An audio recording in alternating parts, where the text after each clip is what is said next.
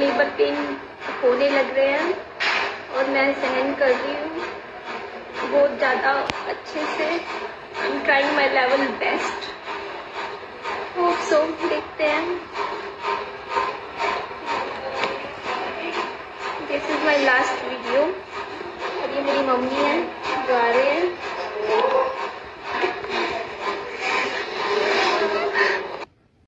मुझे पता है आप जानना चाहते हो ये वीडियो कब की है, कैसे है, क्या है, मैं सब कुछ आपको बताऊंगी, लेकिन अभी आप देख लीजिए और वीडियो में एंड तक बने रहिएगा। वीडियो को स्किप मत कीजिएगा और पूरा देखिएगा और मेरे को देख लीजिए मैं कितने दर्द में हूँ। ये जो दिन, ये जो मोमेंट होते हैं ज़िंदगी भर की यादें बन जाती हैं, यादगार टाइम होता है ये।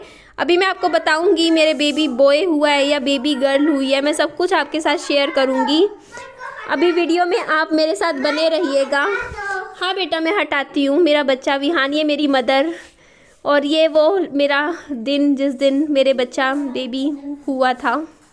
देखिए, कल मैंने एक शॉर्ट वीडियो अपलोड किया था जिस पे काफ़ी सारे कमेंट्स आ रहे थे और आप पूछ रहे थे कि ये वीडियो कब की है। तो मैं आपको बता देती हूँ। पहले तो आपको मैं बता देती हूँ कि जो ये वीडियो आपने देखी है, इस वीडियो में मैं ही हूँ, ये कोई और नहीं है, मैं हूँ। और मुझे लेबर पेन चल रहे हैं। आप सोचोगे ना लेबर पेन से पहले का टाइम में, नहीं, मुझे एक्टिव लेबर पेन है। लेकिन एक्टिव लेबर पेन में भी कुछ टाइम होता है। एक टाइम होता है बहुत ज़्यादा होते हैं, एक होता है वो टाइम जहाँ आप थोड़ा बियर कर लेते हो, तो वो टाइम था। और मैं अपने लिए कुछ यादें संजोना चाहती थी और मैंने ये वीडियो बनाया था।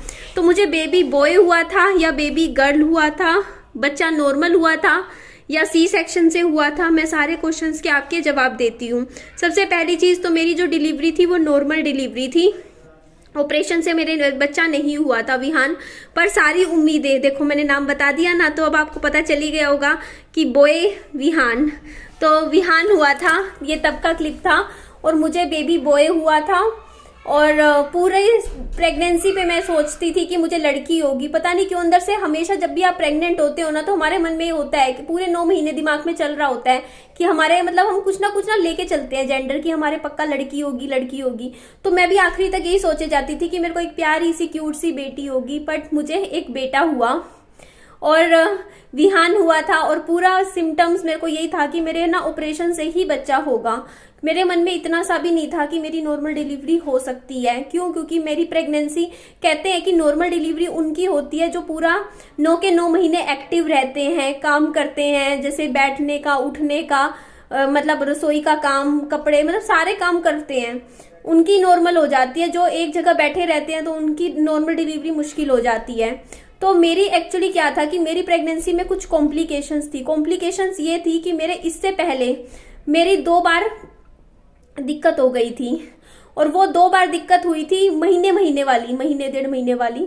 तो उस टाइम क्या था कि मेरी एक बार बेबी मेरा, वो मेरी फेलोपियन ट्यूब में बन गया था, जिसकी वजह से वो ट्यूब सड़ गई थी, जिसकी वजह से मेरा एक ऑपरेशन हुआ था, लेप्रोस्कोपिक ऑपरेशन था, जिसमें मेरी एक फेलोपियन ट्यूब, एक ओवरी और कुछ साइड का जो बच्चादानी का हिस्सा होता है वो काट लिया गया था। इसका मतलब मेरे बच्चेदानी पे टांके थे। और कहते हैं कि जब आपकी बच्चादानी पे टांके एक बार लग जाते हैं तो आपकी नॉर्मल डिलीवरी पॉसिबल नहीं होती है। मेरे कॉर्नल इक्टोपिक प्रेगनेंसी हुई थी। अगर आप कौन बच्चों, बाहर जाओ बाहर जाओ बाहर जाओ, अभी नहीं आना, बाद में आना। काम कर रही है बेटा मम्मा, बाहर खेलो जाके। नहीं खेलेंगे हम तो। बाहर खेलो बेटा, बाहर। विहान अपने खिलौने दिखाओ। तो बाहर वो खिलौने जो आपके बाहर रखे विहान, वो खिलौने दिखा दो ना बच्चों को। जाओ। नहीं, खिलौने दिखाना है। ये देखो जी, यहाँ तो बच्चे आ गए हैं।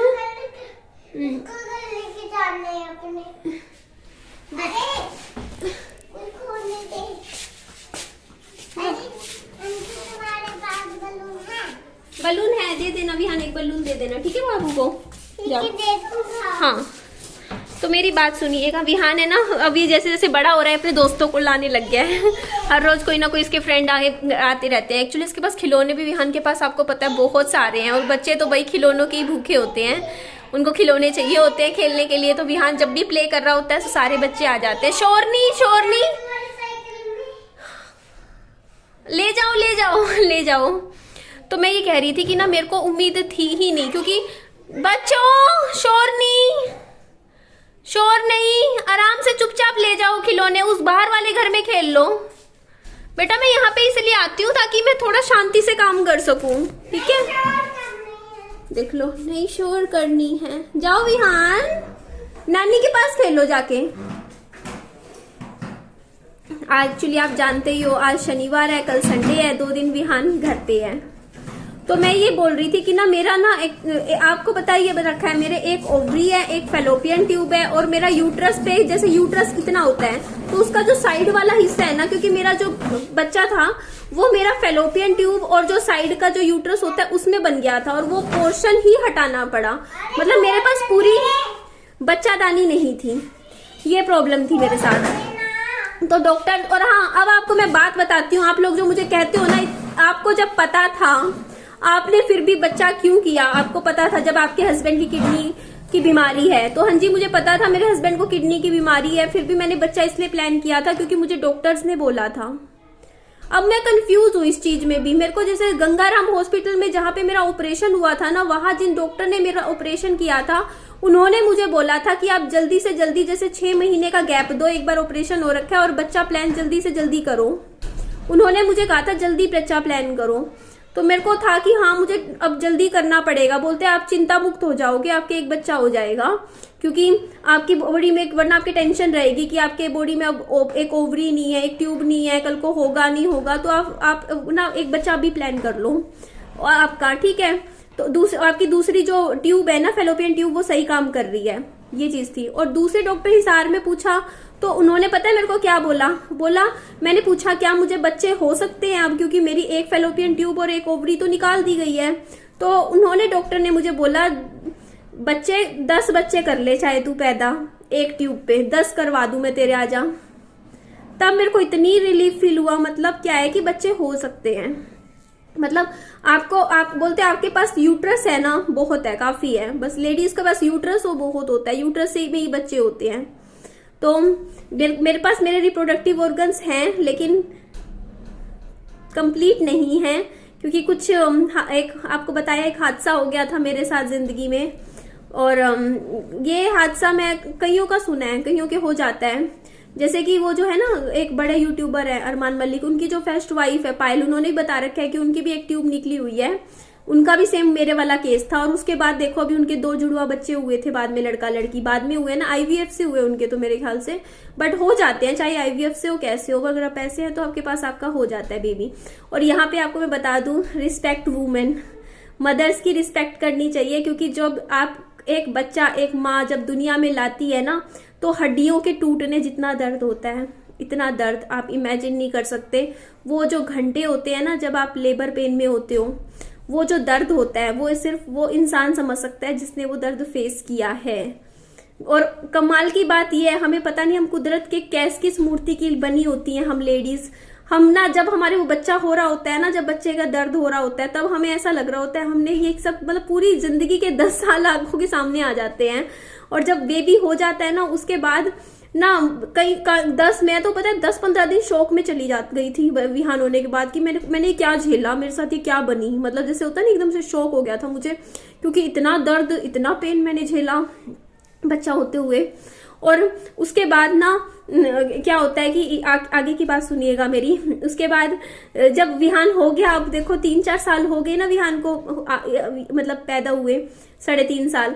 अब वो दर्द मैं भूल गई। कहते नहीं माँ अपना दर्द भूल जाती है, उस टाइम वो दुनिया का सबसे बड़ा दर्द, और माँ एक टाइम बाद फिर भूल जाती है और फिर सोचती है कि चल यार दूसरा बच्चा प्लान कर लेते हैं।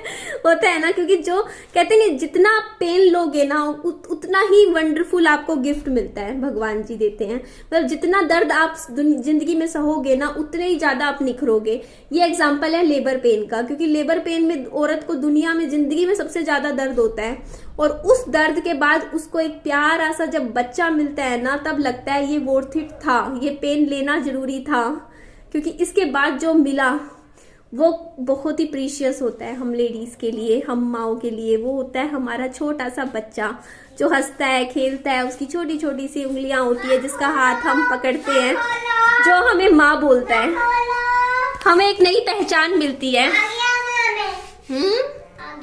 आ जाओ।